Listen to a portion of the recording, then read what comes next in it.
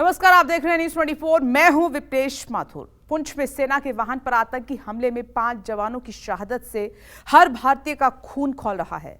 सेना भी ईंट का जवाब पत्थर से देने को तैयार है। घने जंगलों में आतंकियों के खिलाफ सर्च ऑपरेशन लगातार जारी है। भारतीय सेना की ताकत के आगे अब दुश्मन का बच निकलना नामुमकिन होगा। भारतीय सेना की तैयारी ऐसी है कि दुश्मन जंग का मैदान छोड़कर भागने को मजबूर हो जाएगा। अत्याधुनिक हथियार, सेना के वाहन और लेटेस्ट टेक्नोलॉजी के साथ सेना की ताकत में कई गुना इजाफा हो चुका है। अब हेलीकॉप्टर में बैठा पायलट पूरा बैटल ग्राउंड 360 डिग्री में देख पाएगा। ड्रोन से अब केवल निगरानी नहीं होगी, बल्कि ड्रोन से मिसाइल भी दागी जा सकेगी। सेना का त्रिशूल लिंक तो दुश्मन के लिए काल साबित होगा। देखिए इस पर हमारी खास पेशकश, सेना है तैयार, अब तय संहार। हमारे सर पे जो आप हेलमेट देख रहे हैं, ये कोई साधारण हेलमेट नहीं है। इसकी खासियत क्या है? हमारे साथ लेफ्टिनेंट कर्नल सुंदर राज मौजूद हैं, जो कि खुद बताएंगे कि आखिर पायलट को ये क्या सहयोग पहुंचाता है। सर, मेरे माथे पे जो हेलमेट है, सेना के लिए कितना कारगर साबित है और इसकी खासियत क्या है? ये जो हेलमेट है ये एडवांस लाइट हेप्टर में लगता है और ये इसको लाइट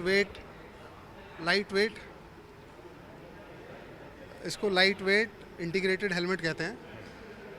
इस हेलमेट की बदौलत जो है हम जो ईओ पॉड, जो कि इलेक्ट्रो ऑप्टिकल पॉड है, जो हेलीकॉप्टर के नीचे लगाया जाता है, इसमें डे कैमरा है, नाइट कैमरा है। तो जब ये स्लेव मोड में काम करता है इस हेलमेट के साथ, तो जब पायलट को जहाँ देखना होता है उस तरफ ये कैमरा मुड़ जाता है, जिस वजह से पायलट को जो है आसानी रहती है। ये जो कैमरा जो मेरे आप जिस हिसाब से देखेंगे, मतलब अगर मैं राइट देखना चाहता हूँ, ये खुद राइट ही मुड़ जाएगा। ये नीचे वाला जो कैमरा जो हेलीकॉप्टर के नीचे लगा हुआ है वो भी राइट मुड़ जाएगा। तो ये बहुत कारगर है हमारे ALH पायलट्स के लिए। क्या ये रात में भी काम कर सकता है? हाँ जी, इसमें जो आपने ऊपर लगाया हुआ है ये एक NVG डिवाइस है। इसके अलावा दिन में एक अलग डिवाइस लगता है जो डे कैमरा के साथ कंबाइन कर सकते हैं। सर, मैं देख रहा हूँ कि ऑक्सीजन के लिए भी यहाँ एक मास्क यहाँ पर लगा हुआ है, तो ये कैसे काम कर सकता है? अगर हाई एल्टीट्यूड एरिया में अगर हम जाते हैं, पहाड़ी एरिया है, ख़राब मौसम है, तो वहाँ पर कैसे क्या कैमरा वहाँ काम करेगा? इसका जो छोर जो आप देख रहे हैं, ये ऑक्सीजन सिलेंडर में कनेक्ट हो जाता है और ऑटोमेटिकली जो है पायलट को जिस हिसाब से ऑक्सीजन चाहिए वो प्राप्त होगा। यानी संदिग्ध को भी ये देख सकता है, तुरंत खबर कर सकता है। हाँ जी, बिल्कुल।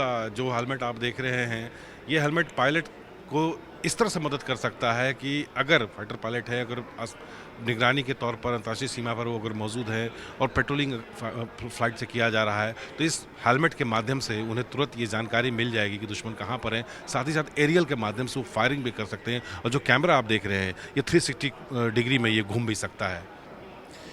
UL-PZM ड्रोन अब हमारी सेना में शामिल हो चुका है। हमारे साथ लेफ्टिनेंट कर्नल आलोक सिंह मौजूद हैं और इस ड्रोन की खासियत को बताएंगे। सर, ये जो ड्रोन हम देख रहे हैं, हमारे दर्शकों को बताइए इसकी खासियत क्या है और कैसे भारतीय सेना के लिए कारगर साबित हो रही है। ये एक UAV launch precision guided missile system है, जिसे कि DRDO ने बनाया है। ये इमरजेंसी प्रोक्योरमेंट के अंतर्गत इंडियन आर्मी के लिए प्रोक्योर किया जा रहा है।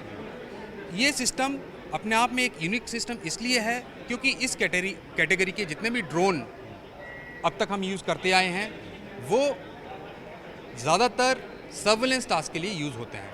सर, लेकिन अगर दुश्मन के इलाके में जा गए तो दुश्मन के रडार पे ये नहीं आ जाएगा? जो कि ये ड्रोन बहुत ऊपर नहीं उड़ते हैं, बहुत ही इनका जो ऑल्टीट्यूड है हम वेरी कर सकते हैं 500 to 1000। तो दुश्मन के रडार में पकड़ना थोड़ा सा डिफ़िकल्ट होता है। सर, कितनी ऊंचाई तक जा सकता है? ये हर मौसम में काम कर सकता है? दुश्मन पर किस तरह से अटैक कर सकता है सर? क्योंकि पिछले कुछ समय से अगर मैं करें तो पाकिस्तान की सीमा से लगातार ड्रोन के जरिए निगरानी रखी गई, कई हथियारों की सप्लाई करने की कोशिश किया गया, नशीले पदार्थ को भेजने की कोशिश किया, जिससे सेना ने कई ड्रोन को मार गिराया था। जहाँ तक इसके ऑपरेशंस का सवाल है, ये काम कर सकता है, लाइट फॉग कंडीशंस में भी काम कर सकता है और हवा अगर 35 किलोमीटर पर आवर्स तक भी है तो भी ये ड्रोन बेहतरीन तरीके से काम कर सकता है। इससे सर कंट्रोल ये आप लोग इसको ये करते हैं, या फिर दुश्मनों को ये खुद ही चिन्हित कर लेता है कि दुश्मन कहाँ पर है, या ये खुद ये निगरानी करता है कि गड़बड़ी कहाँ से कर रही है, फिर ये सर बताता कैसे है आपको? देखिए, अगर आप इस ड्रोन के ऊपर ध्यान लेके जाएं तो ये एक electro optical and IR sensor है जो कि ड्रोन का सेंसर है। इसकी मदद से ड्रोन आगे और दाएं बाएं के एरिया पर निगरानी रखता है और उसका सर्वेलेंस करता है। जब ड्रोन देखता है कोई ऐसी दुश्मन की टुकड़ी को या कोई दुश्मन के टारगेट को, तो प्रिसिशन गाइडेड मिसाइल के जरिए हम उस टारगेट को इंगेज करते हैं और बर्बाद करते हैं। बिल्कुल, ULPZM अब हमारे साथ है, यानी ये कोई साधारण ड्रोन नहीं है। आप देखिए कि अगर दुश्मन की टुकड़ी है या दुश्मन घातक हथियार से लैस है, ये तुरंत इसको पहचान करता है और उस पर हमला पूरी तरह से खत्म भी यानी बर्बाद भी कर सकता है। अंतर्राष्ट्रीय सीमा पर हमारे सैनिक हर मौसम में यानी 24 घंटे निगरानी करते हैं, लेकिन उससे पहले उन्हें कड़ी ट्रेनिंग से गुजरना पड़ता है। आमतौर पर आप देखते होंगे कि ट्रेनिंग के दौरान सैनिक घायल भी हो जाते हैं, लेकिन अब हमारे पास कुछ ऐसे सामान और आधुनिकता हमारी सेना में शामिल हो चुके हैं जो कि सैनिक को तो बचाएगा ही, साथ ही साथ जो गोलियां होती हैं उसकी भी बचत होगी। हमारे साथ लेफ्टिनेंट कर्नल मधुसूदन उपाध्याय मौजूद हैं। सर, सामने मैं एक स्क्रीन देख रहा हूं, हथियार है, इसका इस्तेमाल क्या ट्रेनिंग करने के लिए है या कुछ और है? जी, ये भारतीय सेना की सिमुलेटर डेवलपमेंट डिवीजन द्वारा विकसित न्यूमेटिक रिकॉयल किट्स हैं, जिनकी मदद से हम किसी भी इन सर्विस हथियार जैसे इंसास राइफल, AK-47 या नई जनरेशन के हथियार जैसे 6 और राइफल या नेजेव LMG जो इंडक्ट हो रही हैं, उनको सिमुलेटर में जोड़ सकते हैं, जिनसे एक जवान सिमुलेटर बेस्ड ट्रेनिंग के तहत बेसिक रेंज कोर्स या काउंटर टेररिस्ट ऑपरेशंस की ट्रेनिंग प्राप्त कर सकता है। तो ये आमतौर पर जब ट्रेनिंग की अगर हम बात करते हैं तो ये कौन सा हथियार हमारे सैनिक इस्तेमाल करते हैं? AK-47 राइफल है। AK-47 है। क्या हम ये इसे ट्रायल करके देख सकते हैं कि कैसे होता है? एक ट्रायल आपको हम दिखाएंगे कि ट्रेनिंग के दौरान हमारे सैनिकों को कैसे ट्रेनिंग मिलता है और आतंकी गतिविधियां यानी आतंकी कहीं छुपे हुए हैं उसे कैसे मार गिराना है, कैसे उसे घेरना है, तो स्क्रीनिंग के माध्यम से लेफ्टिनेंट कर्नल मधुसूदन उपाध्याय दिखाएंगे। सर, हमने बेसिक रेंज कोर्स सेट किया हुआ है, जिसपे एक सिपाही अपनी ग्रुपिंग गोलियां कहाँ लग रही हैं उसकी शिस्त ले रही है। आप 2 नंबर पे आप देखिए,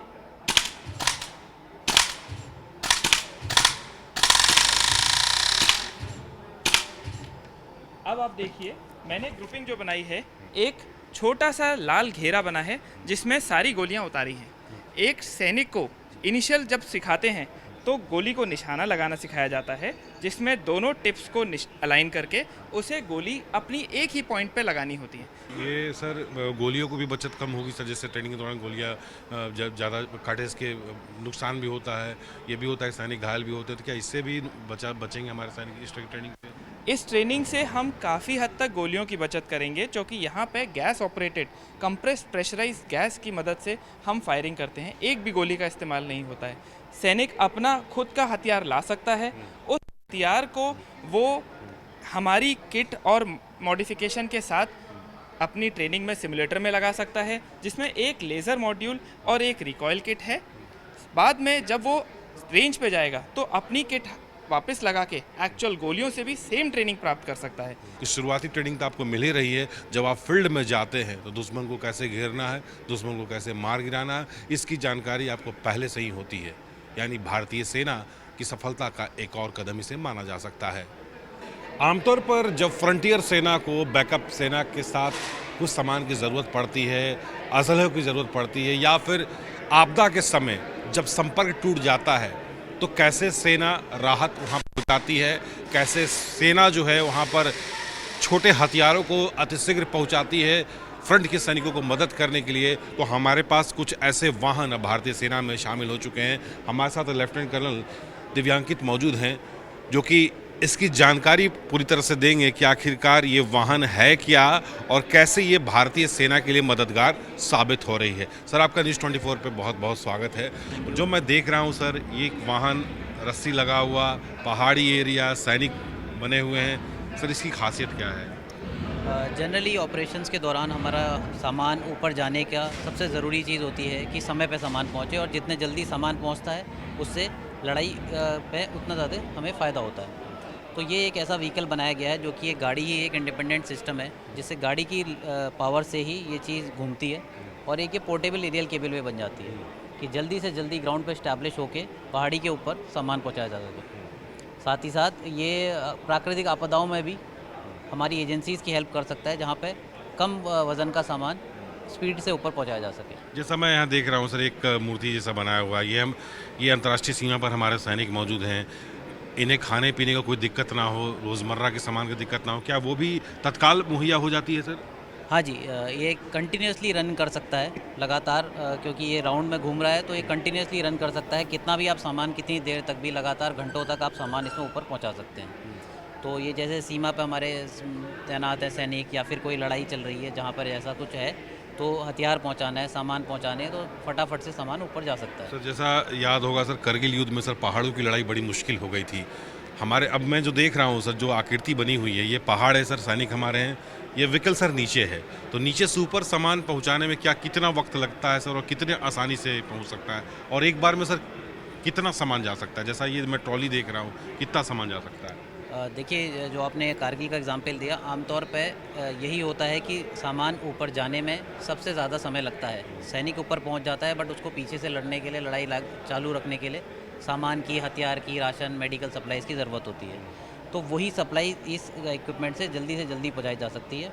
और ये छोटी छोटी जो बकेट्स आप देख रही हैं, इसमें एक बकेट में करीब 15 से 20 किलो तक का सामान जल्दी से जल्दी, जो ज़रूरत का सामान है, वो एकदम से पहुंचाया जा सकता है। 10 मिनट में ये 500 मीटर चढ़ाई तक सामान पहुंचा सकता है। तो वहीं से ग्राउंड पे ऑपरेट करते हुए हाई एल्टीट्यूड में डिप्लॉयड होने से ये चीज़ कि कोई ऐसा इक्विपमेंट बने जो हमें बेस। इस गाड़ी का नाम है तीव्रवाही पोर्टेबल गंडोला। तीव्रवाही वाहन अब हमारे सैनिकों के पास, यानी तीव्र गति से हर सामान की पूर्ति जो है सैनिकों के पास हो सकती है।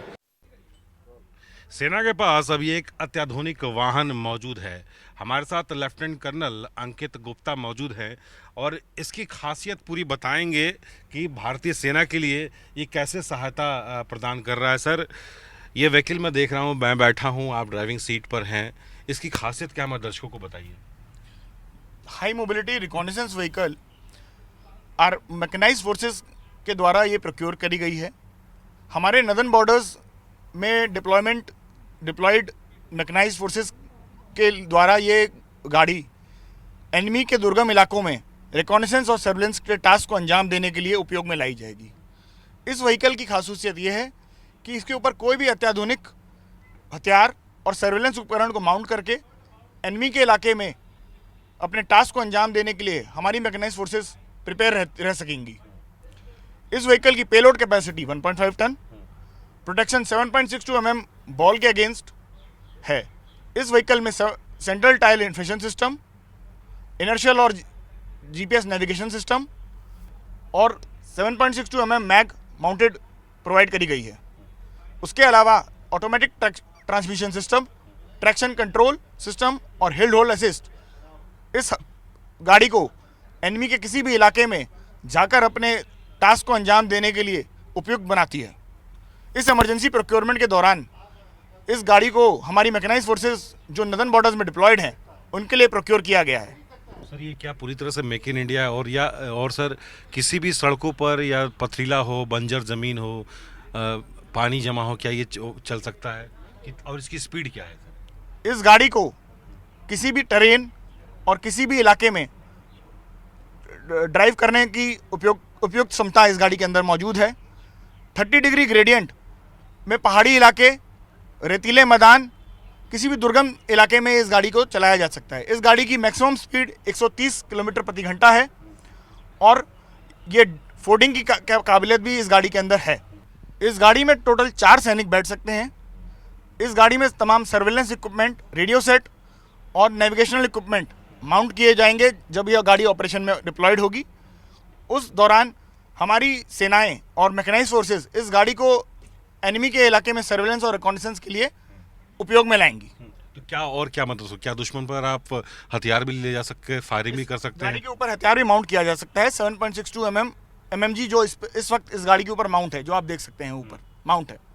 और आप देख सकते हैं कि ये हाई मोबिलिटी रिकॉग्नाइज व्हीकल है, यानी सेना के पास तत्काल सुविधा तो पहुंचा ही सकता है, साथ ही आप देखिए मोटर रडार से भी फायरिंग भी कर सकता है। किसी भी मौसम के लिए किसी भी रास्ते में ये इसका इस्तेमाल किया जा सकता है। अगर सैनिक को ज़रूरत पड़ती है तो तत्काल जो है बैकअप फोर्स के लिए सैनिक वहाँ पहुँच सकते हैं। जब युद्ध की स्थिति होती है तो मैदान में क्या माहौल होता है, वायुसेना क्या कर रही होती है, थल सेना क्या कर रही होती है, तो यह जो आप मैप देख रहे हैं, ये एक अलग तरह का मैप है जो पहली बार भारतीय सेना इस्तेमाल करने जा रही है। यानी अगर दुश्मन के साथ युद्ध होता है तो युद्ध के माहौल में हमारे अटैक हेलीकॉप्टर्स कहाँ पर हैं, हमारे टैंक कहाँ पर हैं, हमारे दूसरे अत्याधुनिक हथियार कहाँ पर हैं, सैनिक कहाँ पर डिप्लॉय हैं, इस बात की पल पल की जानकारी जो है हमारे जो कमांड में जो सेना बैठे हैं उन्हें मिल जाएगी। हमारे साथ कर्नल मनराज सिंह मौजूद हैं, उनसे हम बात करेंगे। सर, ये जो पूरा जो नक्शा मैं देख रहा हूँ, फाइटर हेलीकॉप्टर्स, अटैक गन के साथ टैंक भी है, ये क्या युद्ध की स्थिति को बताने के लिए है और कैसे इसको कंट्रोल कर सकते हैं? ये बेसिकली हमने जो डिपिक्ट किया है एक टैक्टिकल बैटल एरिया है, जिसमें जितने भी कॉम्बैट एलिमेंट्स हैं, या तो वो ग्राउंड फोर्सेस हैं या वो एरियल कंपोनेंट्स हैं, उन सबको हमने डिपिक्ट करके दर्शाया गया है कि हम एक प्रोजेक्ट जिसका नाम हमने त्रिशूल लिंक दिया है, उसके माध्यम से जितने भी युद्ध क्षेत्र में जितनी भी लड़ाई के दस्ते हैं उसकी जानकारी एक टैक्टिकल डिस्प्ले द्वारा हर लेवल के कमांडर और जो एरियल कॉम्बैट एलिमेंट्स हैं यानी कि अटैक हेप्टर्स हैं उनको रियल टाइम में हम दे सकें।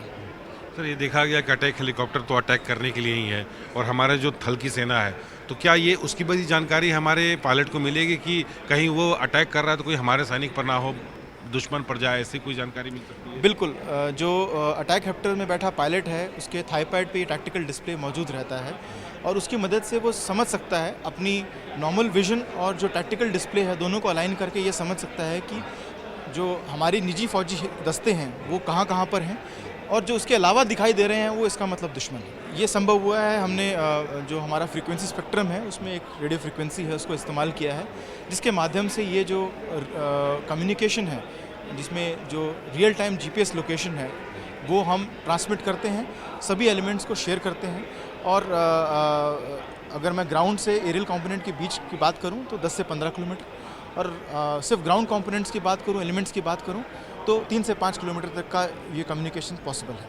सर, इसका नाम त्रिशूल क्यों दिया गया? त्रिशूल लिंक का कोई ऐसा वाजिब कारण नहीं है। आइडिया है कि ये एक रोबस्ट आर्किटेक्चर हो, रियल की पहचान होती है त्रिशूल पर अटैक करने के लिए, यानी तीन तरफा वार। आप समझ लीजिए कि वो 3 तरफा वार है। बिल्कुल, त्रिशूल लिंक हमारे पास मौजूद है। और सबसे अहम बात कि युद्ध के क्षेत्र में असलहे की ज़रूरत पड़ती है, घातक हथियार की ज़रूरत पड़ती है, लेकिन उससे सबसे ज़्यादा मेन जो ज़रूरत होती है वो कम्युनिकेशंस की होती है कि कम्युनिकेशन तो टूट ना पाए, हम एक दूसरे से कैसे बातचीत कर सकते हैं, कैसे हमारे सैनिक कहाँ पर हैं, किस स्थिति में हैं और किस माहौल में हैं। तो आप त्रिशूल लिंक अब हमारे पास मौजूद है। देश को बहुत जल्द ही नया थल सेना भवन मिलने वाला है, यानी भारतीय सेना के लिए अब नया थल सेना भवन होगा। हमारे साथ ब्रिगेडियर S गोपी कृष्णन मौजूद हैं। आखिर कैसा होगा हमारा नया थल सेना भवन, उसके बारे में आपको बताएंगे। सर, सबसे पहले आपको बहुत बहुत बधाई कि आपके पास भी अब नया भवन होगा। हमारे दर्शकों को बताइए सर कि इस भवन की खासियत क्या है? ये थल सेना भवन जो है 832 करोड़ रुपए की लागत में बन रहा है, दिल्ली छावनी में बन रहा है और ये परियोजना जो है मार्च 2023 से ग्राउंड में काम शुरू हो गया है। इसका भूमि पूजन ऑनरेबल रक्षा मंत्री से 21 जनवरी 2020 को किया गया था। ये थल सेना भवन में 4 मुख्य अंग है। ये मुख्य परिसर 8 मंजिला मुख्य परिसर है जो 5560 अधिकारी और कर्मचारियों के लिए बनाया जा रहा है और इसका आकार भारतीय थल सेना का प्रतीक चिन्ह है उससे प्रेरित है और इसके बीच में जो धर्म छत्र छाया है ये अशोक चक्र से प्रेरित है। ये मुख्य परिसर के दक्षिण की तरफ 2 मंजिला भूमिगत संचालन केंद्र बनाया जाएगा जिसमें 80 अधिकारी और कर्मचारियों को काम करने के लिए सुविधा होगी। इसकी दक्षिण की तरफ 4 मंजिला एक सुविधा केंद्र बनाया जाएगा जिसमें मेडिकल फैसिलिटी, क्रैश फैसिलिटी बच्चों के लिए, जिम फैसिलिटी और फूड कोर्ट इत्यादि सम्मिलित है। ये 3 मंजिला इमारत है जो सुरक्षाकर्मी 300 सुरक्षाकर्मी जो थल सेना भवन की सुरक्षा के लिए तैनात रहेंगे, उनके रहने के लिए बनाया जाएगा।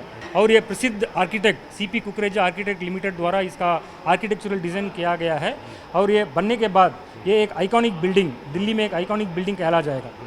सर सुरक्षा के लिहाज की अगर बात हम करें तो सिक्योरिटी के लिहाज से सर, जैसे आपने बताया 2000 गाड़ियों का पार्किंग यहाँ पर हो सकता है, तो क्या सिर्फ सेना की गाड़ियाँ आएंगी? अगर आप बाहरी गाड़ी को तो प्रवेश होगा नहीं, तो सुरक्षा के दृष्टिकोण से जैसा आपने हर मंजिला बताया सर, तो क्या फेस डिटेक्टिव भी होगा, चेहरे पहचान से भी आप प्रवेश कर सकते हैं? इसके जिस तरह बिल्डिंग मैनेजमेंट सिस्टम भी बनाया जाएगा और गाड़ियों के जो कंट्रोल के लिए जो है ऑटोमेटेड व्हीकल कंट्रोल सिस्टम भी रहेगा यहाँ पे। और जैसे ये हर द्वार में जो है पूरा ऑटोमेटिक सिस्टम रहेगा, इसकी सुरक्षा के लिए जितने भी यहाँ पे जो प्रोविजंस करनी चाहिए थी वो सारे प्रोविजन भी की हुई है। बिल्कुल, तो यानी 2025 तक हमारे पास नया थल सेना भवन ही होगा, पूरी तरह से इसे आधुनिक बनाया गया है और पहला ऐसा भवन होगा जहां पर 2000 गाड़ियों की पार्किंग की सुविधा तो होगी ही होगी, साथ ही साथ हर टेक्नोलॉजी से लैस होगा। यानी अगर आप प्रवेश द्वार में अगर आप आते हैं तो पूरी सिक्योरिटी चेकिंग तो होगी ही होगी, साथ ही साथ चेहरे के पहचान के बिना आपको प्रवेश नहीं दिया जाएगा। कैमरा पर्सन राणा अविनाश के साथ पवन मिश्रा, न्यूज़ 24 दिल्ली।